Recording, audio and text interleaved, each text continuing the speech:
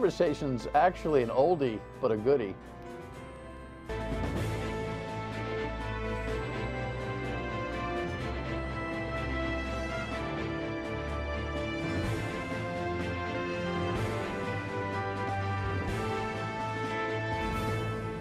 The Dan Yorke State of Mind program is brought to you in part by Lookout Rhode Island and Takeo Comfort Solutions.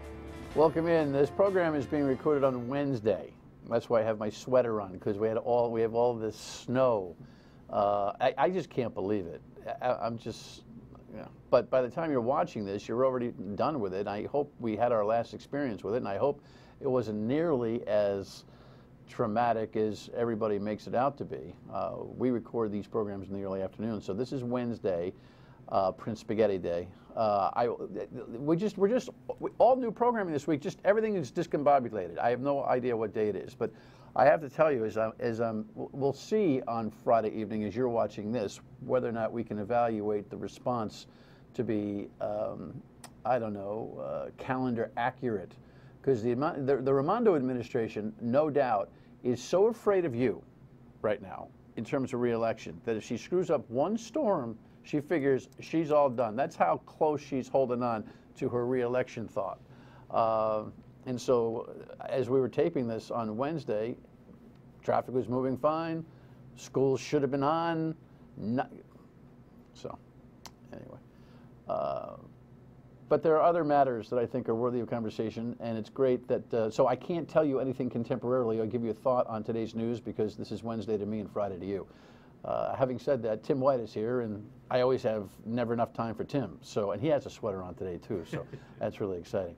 He has Target 12 again, and this just cracks me up. This is something that I have all sorts of nicknames for. If you listen on the radio, you hear it pretty regularly from me. And I've had like 7-year stints at trying to put a dent in this particular program. The headline is about legislative grants. It's the little teeny weeny ones, the $500 ones up to sometimes the 6-figure ones. But there's a different category of grant that's already had a dent in it. We'll talk about it. This is the miscellaneous, oh, isn't he the greatest guy in the world because he gave $1,500 to our bake sale type of currency of government that I think has been corrupt on its face for a long time, and I'm glad Tim took a new look-see. Here's the Target 12 piece first.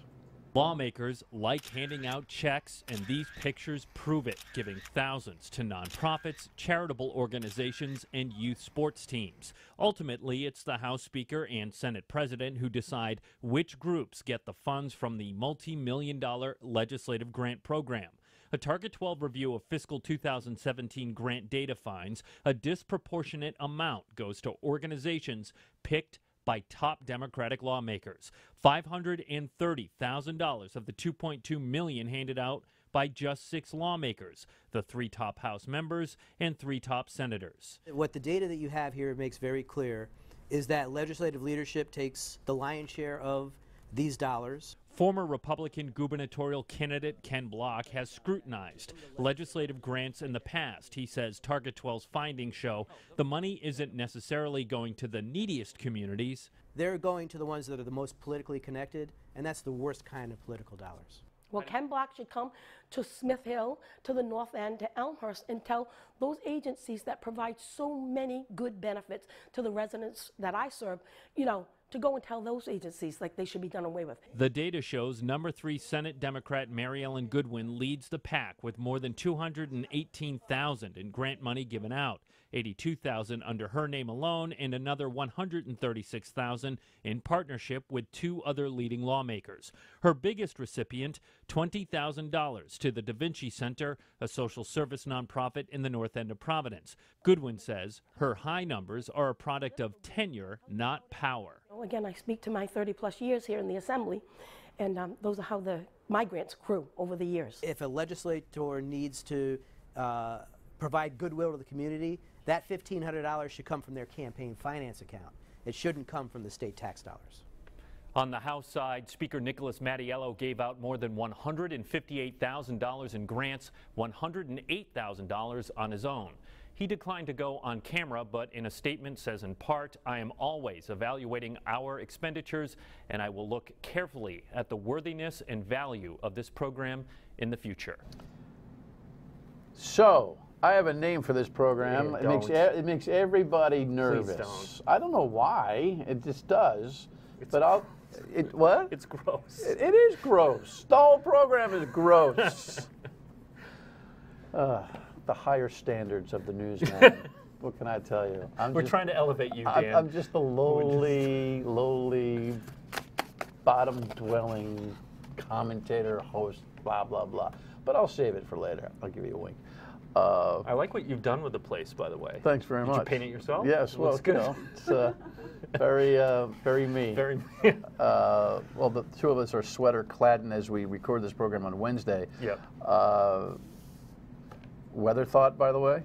Yeah, I'll echo what you said at the beginning. I'm stunned there is no school. My kids are thrilled, but I was watching Tony Petrarca, and he was saying, look, the day will be fine, but yet almost the entire state canceled school. Thursday, we'll see. Well, the irony will be, and again, you're watching this fresh because it's Right. a new program for Friday, recorded on Wednesday. The irony will be that if Thursday is so bad that they really can't go to school, and you have two for the price of one, I know and these kids are sweating bullets in June. In June. I remind my kids of that, by the way. Yeah. You're going to be complaining in a few months. And of course, we should say the school systems close based on their own decisions. It's their own decisions. But when state government is shut down for a day, it certainly gives momentum to that decision. Do you think it nudges? Okay. Come That's on, a man. yes, I guess. Yes. Anyway, this is an oldie but a goodie for Yeah. me. But I'm glad that you're back in the hunt. What prompted you to want to just take a review of the legislative grants? You know, I think we try and take an annual look at it, and I'm not saying we file a story every single year on legislative grants, but in the wake of the Ray Gallison case, it was more front and center than in previous years. And The absolutely, former I've heard state you, rep from Bristol. Yeah, former state rep from Bristol. That was a different type of grant. You might, I don't know if you want to talk about, those were community service grants. Those were bigger. Right. They did alter that program. 6 figures, most of them. That's right. And he was working for a nonprofit that received those community service grants under his name. That was sketchy. They changed the program. He's in federal prison now, not just because of that, but other things. But they changed the program. That's now a line item in the budget, so it's more transparent.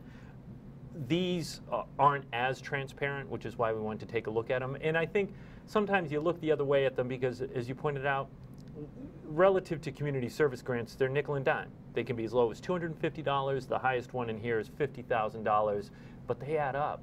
And you know, in the fiscal year we looked at, 2017, it was $2.2 million. And as I said in that report, $500,000, $500,000 of that was handed out by just 6 lawmakers. They represent 5% of the General Assembly, but they hand out 25% of that money. Senator Goodwin didn't look too comfortable with your questions. No, I think when I parachute into the State House, I can make people nervous, you know, when I'm there. But I think that was the case. But to her credit, she went on camera. She wanted to defend the program, talk about the good that the grants do. I don't think anybody. There's no no one will defense argue for this program. Well, no one will argue that, you know, it goes to charities and things like that. I think when you look at There's who no gets to spend the equitable money. formula. There's no equitable formula. There's no rationale. Yes, the organization that gets the grant money thinks it's the best thing in the world and counts on it year after year because she builds relationships with that money. But there's no parity from one district to the next. There's no rhyme or reason. It is who asked for what, based on who's behaving well, based on who's already had a historic. There is no scientific, there's no political equity, there's nothing on the distribution of these grants that makes any kind of sense. But where do you really stand on this? Well, I mean, I would say to underscore your point, Woonsocket, 39 cities and towns, okay? Woonsocket is under the halfway mark in terms of the number of grants they receive per capita. And that is not a wealthy community. You could arguably go into Woonsocket and go, there's probably a lot of nonprofits, a lot of charities, a lot of little league teams that need the money, but Woonsocket's low. Let me quiz you. What town in Rhode Island is #1 on the list in terms of per capita grant Cranston. money? That's right. And that's because? Matteo the Speaker. Well, you say that's why, but he happens to live in Cranston, and he is the House Speaker. I'll be surprised if you get #2. And I should to be fair, remember we were looking at fiscal 2017 data, so leadership has changed a little bit. Number 2 in the community, the second ranking community for grants per capita. Per capita. Per capita, I don't know. North Providence. They're 3, so good guess. Pretty good. Really good guess, because that's Dominic Ruggiero's there, now Senate President. He was Majority Leader. Who was Senate President prior to him? So Jamestown. Newport. Newport, yeah. Newport is number 2. That's right. Come on. I mean, it's like the whole program is just gag me. Here's what we learned today. Actually, we'll take a break. We'll come back and I'll tell Tim what I learned at the Wednesday pre-taping of this program, the speaker's response to his good work. Be right back.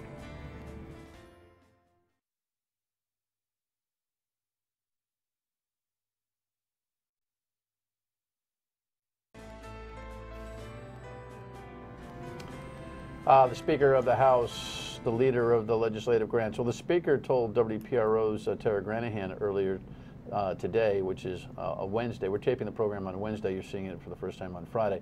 He said that and I'm paraphrasing, he said that he would eliminate the legislative grant program if the Senate would. You go first. So there's a game of to tell the truth. You know, you go. No, you Boy, go. they've been No, getting you along go. so No, you well go. lately too. Yeah, right. Exactly. I'd be stunned if he got rid of the legislative grant program at all. I'd be stunned if either of them did. I mean, the problem is the people. What do you mean? The citizens of the state, who have a culture of, if I can just get one up on somebody, if I can just get $1 from my organization from somebody that somebody else can't, I feel really good about myself. The market demand, this is kind of like the old-fashioned drug war conversation. Is it about the supplier or is it about the marketplace that receives the property or the service or the goods? The recipients of the legislative grant program are as culpable in perpetuating it as people in the State House who provide it. You can't blame them for trying to get more revenue for their nonprofit, for their charitable organization. I can blame them. Well, sure. I'll blame them. I'll blame them all day long for not thinking past their nose. Well, but this is why they're not. I'd be surprised if they got rid of the grant program, because first of all, we are in an election year, and it's that old adage: you hate the body, but you love your lawmaker. So, yeah, I can't stand the General Assembly, but I really love Rep. Joe Smith. Man, he took care of my kids' Little League team when they needed that $1,500 so they could get down to Connecticut for the regional championships or whatever it might be. And that all politics is local. And and this is a prime example. You want to have, I don't know, you're, as tough a news guy as Tim is, he's one of the sweetest guys you'll ever meet. So I don't know how you feel about doing this at a party, but if you want to have some fun, and anybody ever tells you that hey, they got some kind of a grant from the state, you turn to them and you say, you know what, you are the single biggest problem the state has.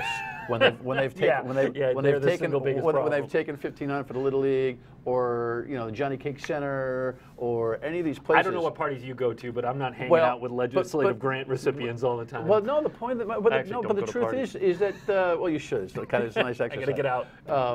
This sounds like a real. You want to lay on my couch and talk to me about this? This show's taking a different turn, no doubt. But can we go to break? Exactly. The truth behind Tim White, his story, life and times. But no, you actually do run into everyday people all over the place over time who have had contact with legislative grants, who desire them, who are jealous that others get them, because they do go to a Little League, or it does go to a hockey team, but it didn't go to the Little League and the hockey team. And this guy in this town got it from the government, but this guy in this town didn't get it. And everybody knows about the program. And in this culture, in this state, everybody's salivating over the idea to get some of that money. And if you tell somebody who's a recipient, chronic or one time, that they're part of the problem of this state, that the currency of legislative grants causes deal making that impacts multi-million and billion-dollar decisions that really are the thrust of state government, they get very offended. They get very offended over that. And so the culture really is about the recipients. The day you shut down this program, like if you journalistically keep pounding away on this, it's going to hit the fan all over Kingdom Come. The culture here will be rocked by little more than $2 million of giveaway currency off the state, and that's why it's never going to stop. Yeah, well, again, I shouldn't say that because I've been trying to stop it since I got here. Well, that's why I'd be surprised if the grant program did go away. Me too. Everything you laid out. I'll do it if he'll do it. Right, I'll right. do it. He'll do it. All right, you do it first. No, you do it. Senate and the House. It's never, ever, ever, ever going to happen. Why don't we pause here? We'll come back and we have some extended time to talk about the Nick Kettle situation because Tim has been all over that investigation. Stay with us.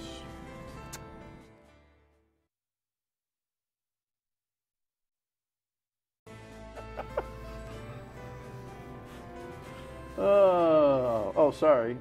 Nick Kettle, he's not laughing. The state senator, this poor guy. Whenever anybody gets into a situation of personal embarrassment, I always take a pause over their behavior. I really do. But Mr. Kettle's got a little situation. Young state senator. The update on him is what? You've been working this story. He's jammed up on two kinds of charges. That which involves his former girlfriend, I guess, in terms of allegedly trading photos of her with a friend of his and his wife back and forth. And then there's this allegation that he extorted sex from a page. Right. And yeah. I'll tell you, that page story, it needs your Target 12 skill set because something's wrong with that story. Which one do you want to do first, chicken or the egg? Well, I think let's talk about the extortion. Why don't we do that? Because that's the newest thing, okay, right? What's going on with that? The newest thing, and we say new, about a week ago, I think, from when this show was airing, some court documents were filed or unsealed in the case that allege Nick Kettle had conversations with some people involved with his campaign, a treasurer and somebody else. And then they sold him out in 10 seconds. They went right to the state police, and he thinks he's confiding, and he's all teary. Right. And they go, "Oh, it's okay, Nick." Boom. They called it, and they said, "Hey, look, Nick Kettle." Hate it when that happens. Nick Kettle told us that he had a relationship with someone at the State House, and then somebody else when he was in the Boy Scouts. But Nick Kettle claimed that everybody was of age at that time. So they came forward to the state police. So that's pretty damning against Nick Kettle when it comes to the extortion case. I'd love to hear what you think needs to be examined further in the Page story. It's grinding its way through the courts, and every week you might see another update as something new is filed there. Then the video voyeurism. Well, listen. Your ear to the ground is good or better than mine is. So you have heard, I'm sure, for years. Well, let me not assume. I have heard for years about stories of pages that involve behavior that would make their parents, mentors squirm, at the State House.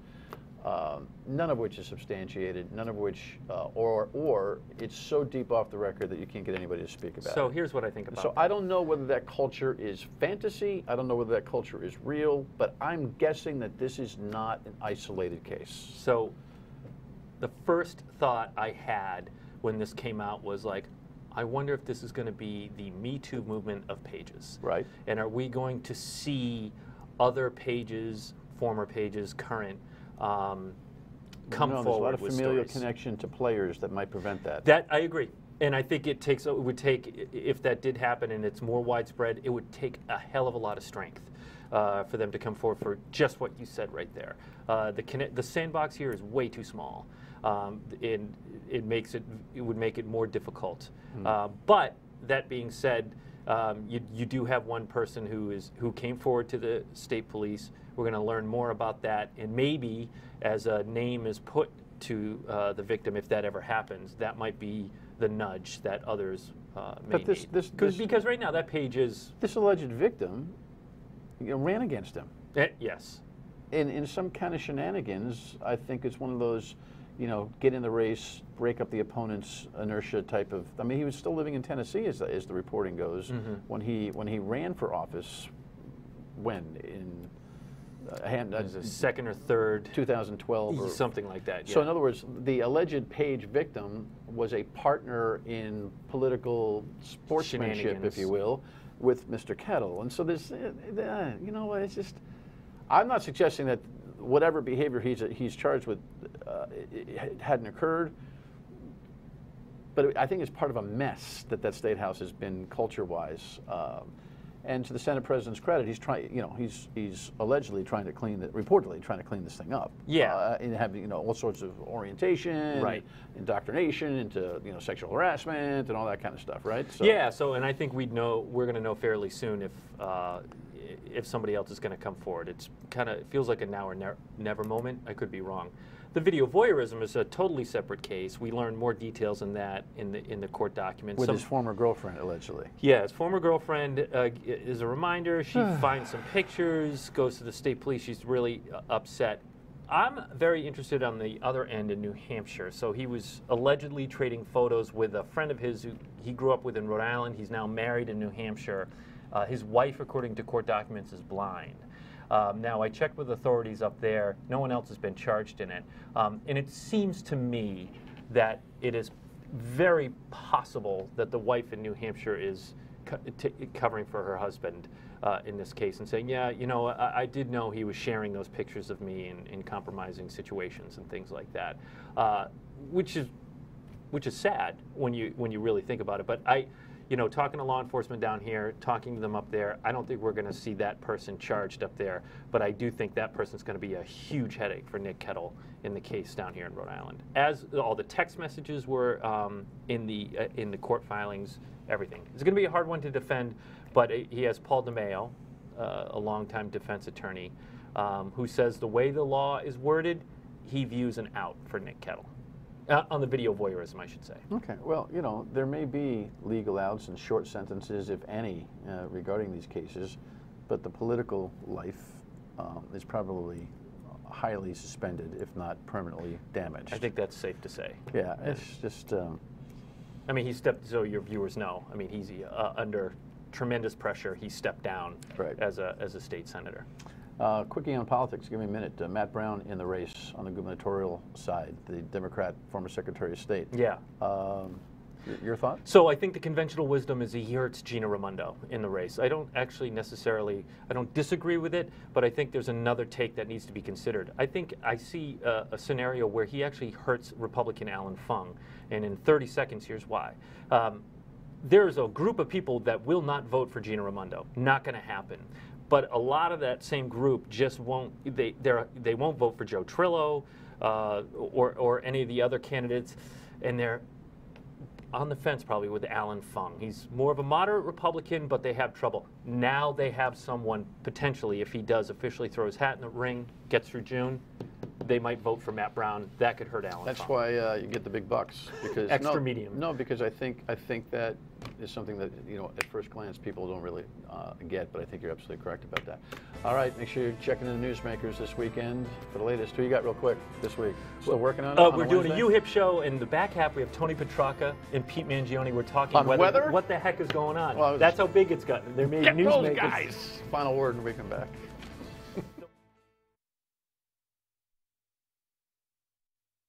One way or the other, I'm taking out my golf clubs this weekend. Whether they're able to go anywhere is beside the point. I've had it with this, right? You've had it with this. Monday, my goal is to actually have a show that we do on Monday air on Monday. That's our goal, right? We'll see you. Have a great weekend. Bye.